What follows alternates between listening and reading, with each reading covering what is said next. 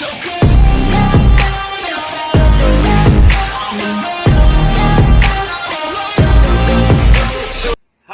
kembali lagi dengan saya Wayan Supriyanta. Oke, hari ini sahabat teman-teman semua, saya mau berbagi tips untuk kita bisa jadi orang beruntung.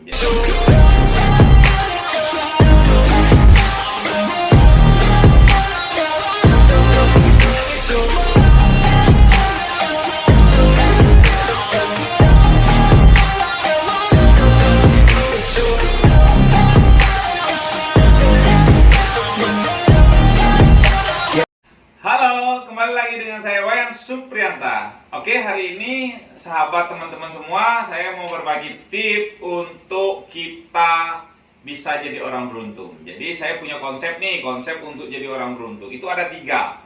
Ternyata kalau kayak dulu, keberuntungan itu betul-betul buat orang-orang yang memang punya faktor laki yang berbeda lah. Contoh orang menang undian, orang menang lotre, orang menang togel, dan itu tidak semua orang bisa memenangkan atau menang lot atau menang undian di mana aja.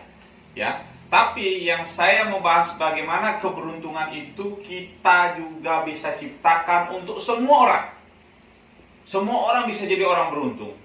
Bukan menang undian loh, semua orang bisa jadi orang sukses. Semua orang bisa jadi orang yang berhasil ya.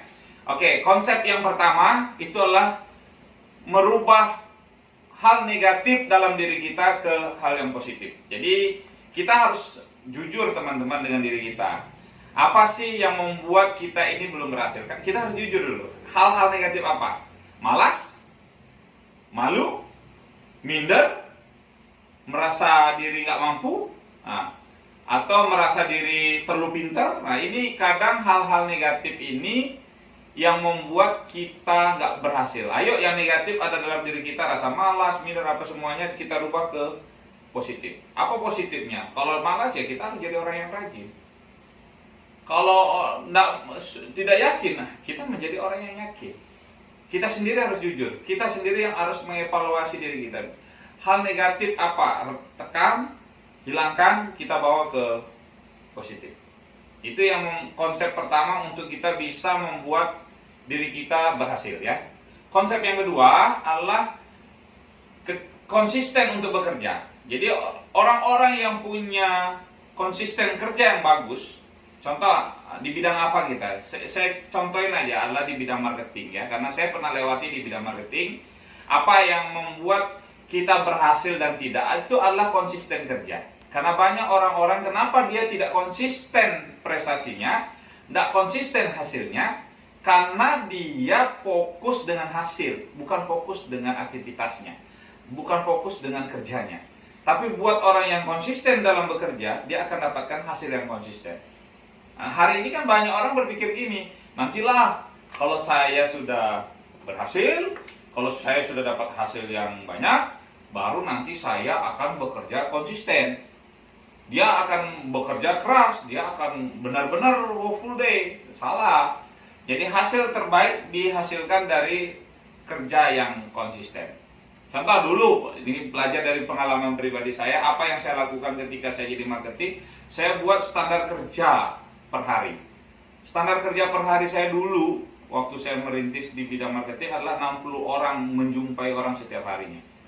Apapun, bagaimanapun hasilnya, mau banyak, mau dikit, hasilnya saya wajib ketemu 60 orang. Sehingga ketika saya belajar untuk bekerja dengan konsisten, teman-teman, ternyata hasil ini adalah sebab akibat. Jadi hasilnya ngikut dengan sendirinya.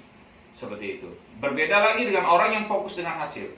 Oh, ketika dia dapatkan hasil yang maksimal, walaupun baru ketemu sedikit customer dapat hasil, dia akan berhenti. Kalau saya enggak. Walaupun hasilnya maksimal banyak, tapi kalau belum ketemu 60 orang, saya tidak akan berhenti untuk beraktivitas. Itu yang saya lakukan ketika saya merintis karir saya dari marketing ya.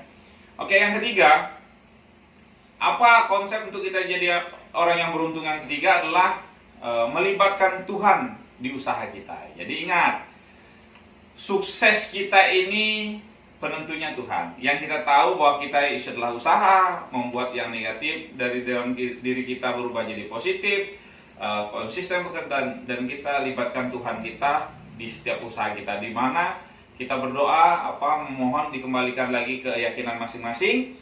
Ya, dengan kita berdoa dengan Tuhan, dengan usaha kita yang bagus, kita sudah sebenarnya begini. Ini adalah hukum matematika, teman-teman. Jadi dengan kita hal negatif dalam diri kita dihilangkan, kita sudah bekerja dengan konsisten, kita sudah libatkan Tuhan di setiap pekerjaan kita dengan beribadah yang rajin apa semua. Nah, ini sudah hukum matematika. Jadi 1 tambah 1 sama dengan 2. 2 sama 2, 2 tambah 2 sama dengan 4. Jadi sama dengan buang negatif ke positif, jadikan positif, konsisten kerja, libatkan Tuhan, hasilnya adalah berhasil, sukses atau bencur. Ya. Itu konsepnya ada 3, teman-teman. Yang pertama adalah merubah hal negatif dalam diri kita ke positif. Harus jujur ya dengan dirinya, tidak boleh tidak jujur. Yang kedua adalah kerja yang konsisten. Orang yang bekerja dengan konsisten, dia akan dapatkan hasil yang konsisten. Dan yang ketiga, libatkan Tuhan. Karena sukses kita ditentukan oleh Sang Pencipta. Oke, itu aja. Terima kasih. Semoga bermanfaat. See you at the top.